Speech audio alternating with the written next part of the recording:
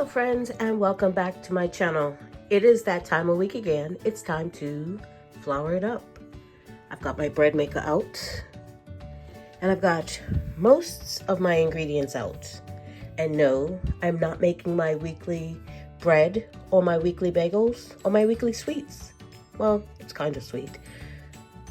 I've already done that.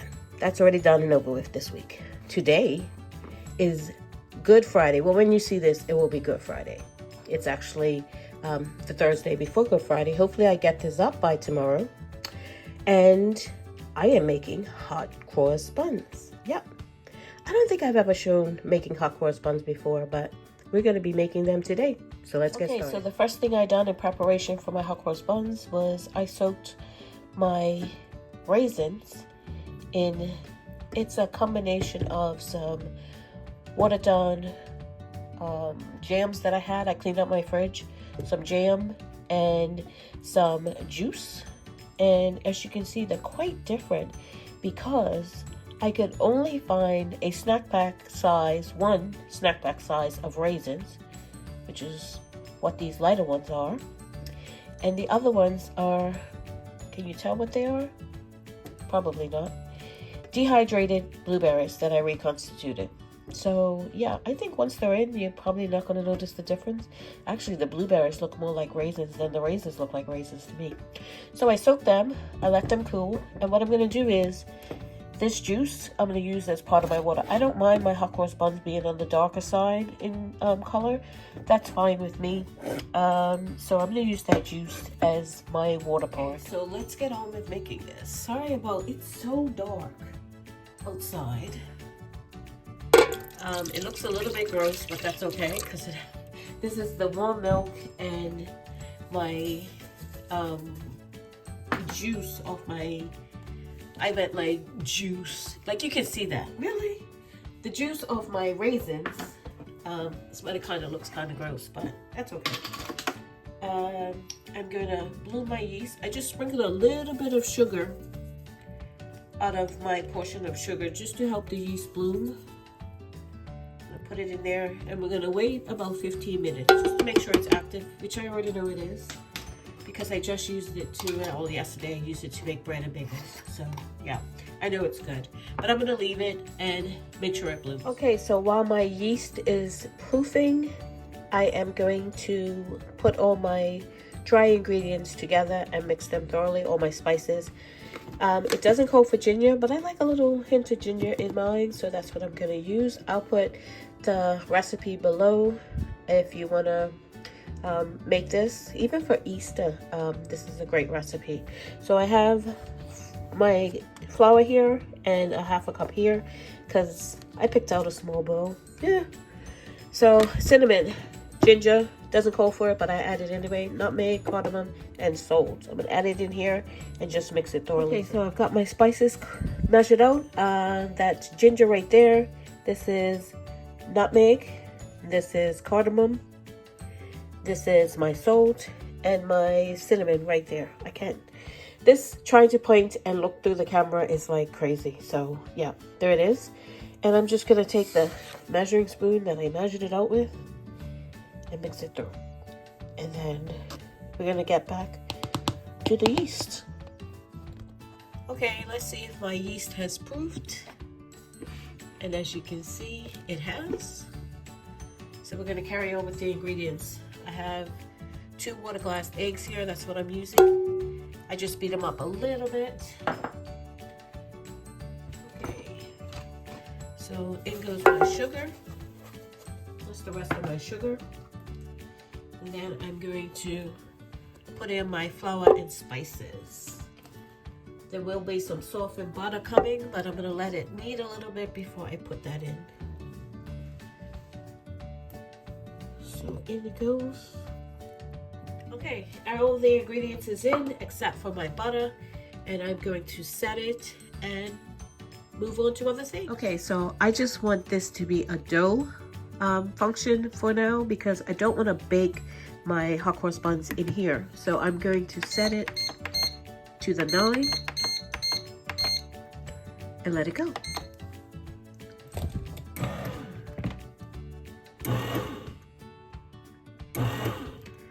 So I'll let that knead a little bit before I put in the softened butter. And the great thing about this is it has a beep sound that it makes when you want to add in whatever. In our case, well, in my case, it's going to be raisins today. But if you were doing like, I wonder if you could do cookies in this. I might want to try that someday. So anyway, getting off track. It will beep and let me know when I can put in my raisins. So I'll bring you back when I do that. My softened butter, well, like melted butter. Yeah, I left it on too long. Sitting on top of my bread maker so I wouldn't forget. And the time has come to put it in. You can see it stopped. Actually in the rest mode, I think it is. Just pour that on in and we're gonna let it go. It will take care of everything. I've also set my drained raisins here, set off to the side. So when this is ready for that, they will be here, ready to go in. I don't mind that little bit of juice in there, that's fine. But I did drain them from most of the liquid that was in. Okay, so while my hot cross buns are in the bread maker going, I'm going to make some fish cakes. Now I usually do this with codfish, and I went to price it this year. I haven't bought codfish in about, I don't know, maybe 3-4 years, and it was $7.99 for the bag I got. I went to price it 2 places this year, and it was $14 and change. So yeah, that's all. Not gonna do that. So tuna fish it is. It's not exactly fish cakes, but it's fishy enough. So I've got 3 cans of tuna fish here. 3 cans, some potato starch, an egg, a water glass egg. I've got some potatoes left over from dinner this week, and I've got an onion I'm going to cut up with some other spices, parsley, etc. So yeah, we're going to improvise on these fish cakes and make do with this tuna fish. So 9 times out of 10 before 2020, I would have just drained this water off of this codfish, well, not codfish, tuna fish, and just gone on about making tuna salad, whatever it is. After that, what I was doing is putting them in these, this is an ice cube tray that I use specifically for this.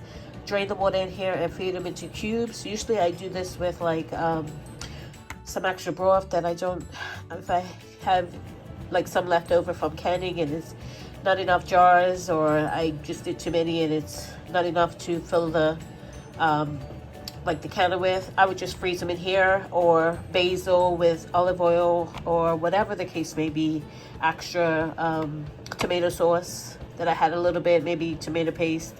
I would put them in, freeze them in cubes, and then just put them in a sandwich bag and put them in the freezer and use them out of there. I've been doing that with the water off this tuna since like 2020, I want to say. And I would make like corn chowder with it, or my mock fish chowder, whatever. And I would, when I have enough, I would just make a big pot of that. But I think today, instead of using my ice trays, I'm just going to use just a big container that I have.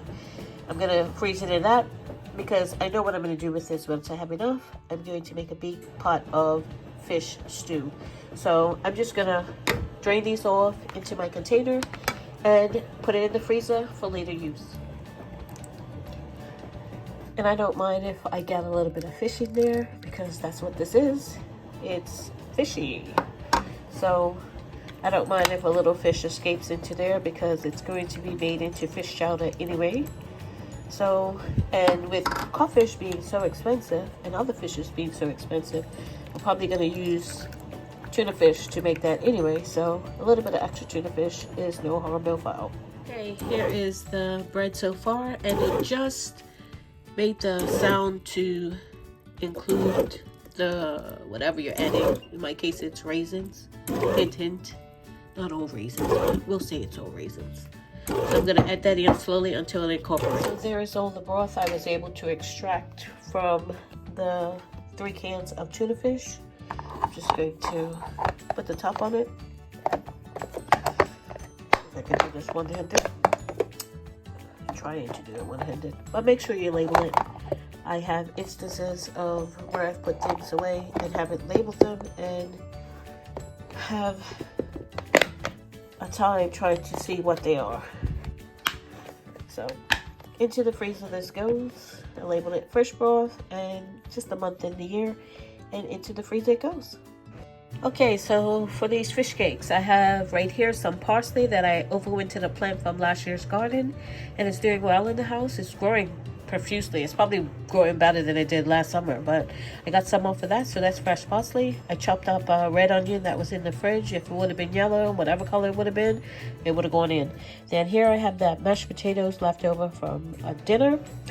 This was a suggestion from one of my viewers to use this in croquettes or fish cakes, so I'm going to try that out. Usually I would like cook or use my canned potatoes to do this. I never actually use like leftover mashed potatoes. Usually I do like a potato cake or something like that with my leftover mashed potatoes, but this is a great idea. I never really thought to do that, but I'm going to try it now. And this is just some potato starch to stiffen it up. So in goes my beaten water glass egg. I'm going to add some spices in here, mostly just salt and pepper, some no salt seasonings. I am using today I'm using this, so, and we're going to put in some black pepper and get this all mixed in. Start to get this mixed in here. Okay, so I didn't think my mix was stiff enough, so I added a little bit more of that potato starch in.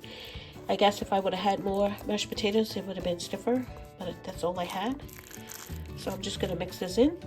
I am not frying all this today. I'm gonna do this on Good Friday. So I'm gonna show you one that I'll fry up now. I have some all-purpose flour here, which I've seasoned. Then I just have a small frying pan here with some lard in it. I'm gonna get this warmed up and I'm gonna fry one for you. Okay, my bread is finished kneading and it's in the rise mode. I just want to show you what it looks like, and I can feel the warmth coming off of it. It incorporated those raisins pretty good. I did have to sprinkle in about a tablespoon more of flour because it was kind of sticking all to the sides. It wasn't coming off cleanly. As you can see, pretty much came off cleanly now, so I just sprinkled in a little bit of flour to help it out. So just have my, I don't know how I'm going to do this one-handed. I'm not. Just mixing in my spices into that little bit of flour. As I said, I'm only going to do one for you today, just to show you what it looks like. Okay, so I coated it both sides in the seasoned flour. My pan is ready to go. It's nice and hot. So I'm going to just try to do this one-handed. See if I can get this out without making too much of a mess. So maybe it wasn't as hot as I thought it was. But you want it to sizzle a little bit so it doesn't, I mean, it's not a lot in there. Drink in whatever oil it actually sears as you put it in. And I'm going to probably do it in about 5 minutes on each side. It's on medium low, and you just want to brown it. Pretty much everything is done. You just want to brown it on each side. So there it is, the fish cake. Break into it so you can see what it looks like inside. I don't eat fish, so I don't eat meat either, but just to show you what it looks like. My father was a commercial fisherman, and the only time I would eat fish was when he made shark hash. So yeah, I'm not gonna eat any tuna fish, and I didn't eat any of his other catch. So yeah, this is the fish cake. Well, the fish cake dupe, because codfish is just way too expensive to be making anything with. But it smells delicious, and I'll have hubby give it a try, and I'll let you know what he says. Okay, so my hot cross buns are finished out of the bread maker. I'm going to use my kitchen scale to measure them out, and so they're roughly about the same size. And then I have my buttered 9x13 dish. This is going to make 12 hot cross buns, so I'm going to get them divided out, and then you roll them up just like you do a regular like dinner roll.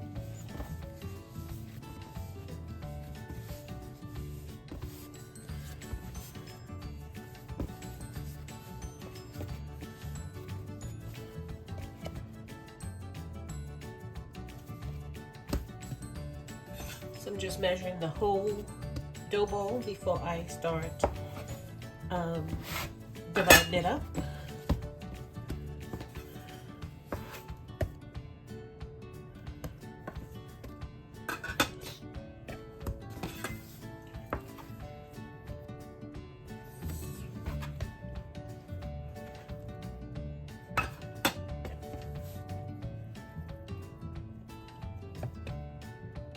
Okay, so I've got them all portioned out. I'm just going to cover them. I've got a bit of plastic just so the dough doesn't really stick to my dishcloth here. And I'm just going to work the first one. Hopefully you can see what I'm doing. Let's move these over a little bit. Yeah, you can see that better. So I'm just making like a dough bowl, like just a regular dinner roll. Tucking it all in. Then I turn it over and cup my hand around it and just roll it like I would a regular dinner roll.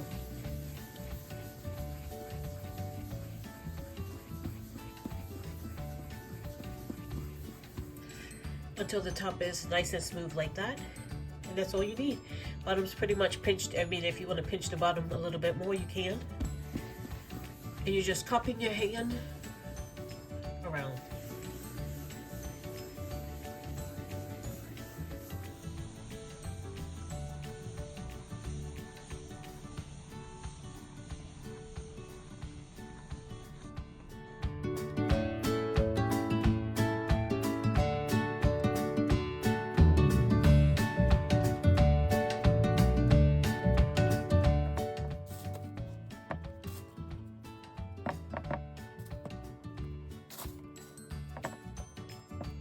Okay, so they're the 12R. I am going to cover them with some plastic and a dishcloth and put them in a warm place, which is my oven with the light on until they proof once again. In the oven they go. I'm going to check them in about a half an hour and see how they're doing. I don't necessarily want them to double in size, so I'm going to check them in a half an hour. Okay, so my hot cross buns have nearly doubled in size, not quite. About another 15 minutes or so and they'll be doubled in size.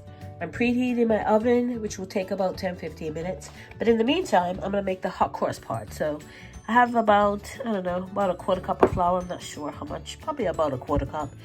And I'm just going to pour enough water in here to make sort of like a paste. And I have a sandwich bag back there, or if you have a piping bag that you can use. I'm just going to use a sandwich bag. I'm going to mix this up and we're going to get these piped over the hot cross bun and into the oven. Okay, so here's the dough or the hot cross, whatever you want to call it, for the hot cross part. So I'm just opening up my sandwich bag and I'm going to scoop it right on in there. I can get it out of here. Scoop it right on in there.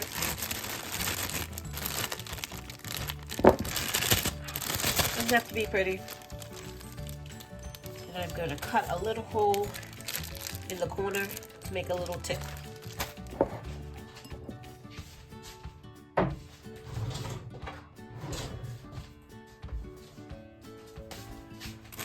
Okay, so just a little piece off the end. Doesn't have to be big. So now all I'm going to do is draw my hot cross.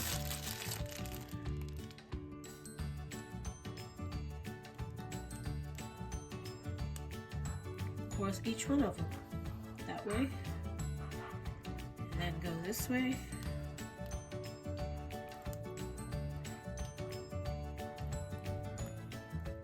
I know you can't see what I'm doing, but you get the idea.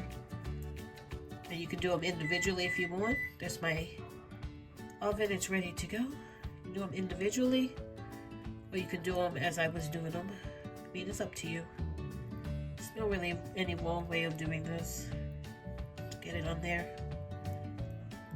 but don't skip one like I did, because I've done that in the past. Sometimes I do it once it's been baked and they are already cool. I'll put an icing sugar hot cross on it, which I think is like maybe the traditional way. I'm not sure. I've seen it done both ways. I've done it both ways, so turn you around so you can see what I'm doing in the last couple of ones. Doesn't have to be perfect.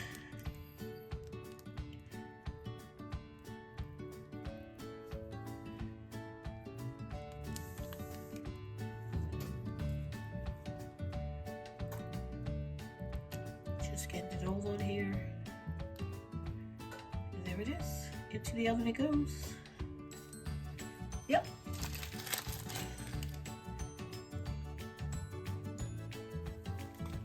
There they are. My oven just came up to temp, so I am going to put them into the oven at 375 for about 25 minutes or so. My oven runs hot, so you might have to go a little longer. So I just made a little bit of a glaze here, and basically what I did, I took some of that jam that was left in my fridge. Out of the 4 jars that I found in my fridge, one was literally scraps that I don't know why anybody put it back in the fridge, and the other was 2 left in there, and then the other one was a tart cherry one that I wanted to use up. There was, I don't know, maybe like a quarter of a cup left in there, not a lot. So I used that in the raisins that you saw me earlier rehydrate, and this I just made a glaze out of it with a little bit of water, and I'll put this over the top of my hot cross buns when they come out.